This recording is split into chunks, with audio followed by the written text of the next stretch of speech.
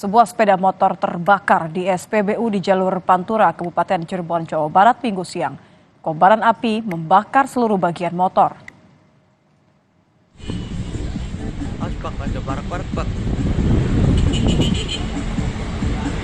Motor yang baru mengisi BBM ini tiba-tiba memercikan api dan membakar seluruh bagian motor.